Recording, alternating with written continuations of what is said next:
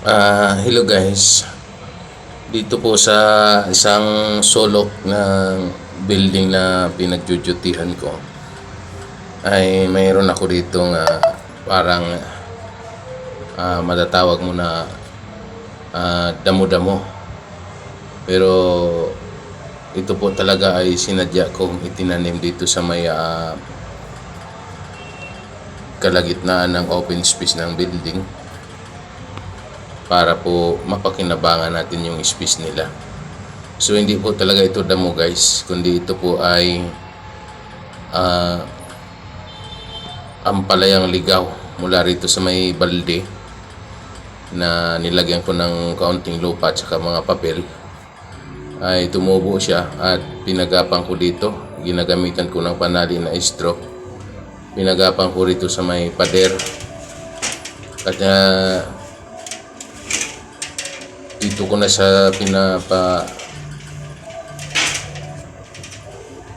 pagapang sa may gilid ng pader. Ayan, pinapalundo. Hindi ko na pinadiretso dun sa pinakataas kasi baka masyado ng mataas. Di ko na kayang abutin yung kanyang mga dahon.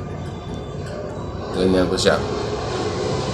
Mayroon kasi akong ayuda ngayon galing sa barangay na sardinas saka lakime. Kukuha ako ngayon dito ng kapiranggot na dahon. Yung dahon nito ay aking ihahalo doon sa aking lulutuing lakime noodles, lakime beef noodles, at saka lagyan ko ng isang sardinas.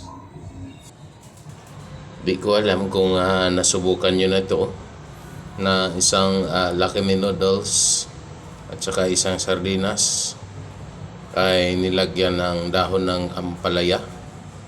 Ako kasi guys, mula nung itinanim ko itong aking ampalaya dito, ay inahalo ko na ito sa kung saan kahit sa anong klaseng pagkain na pwede kong mapaghaluan.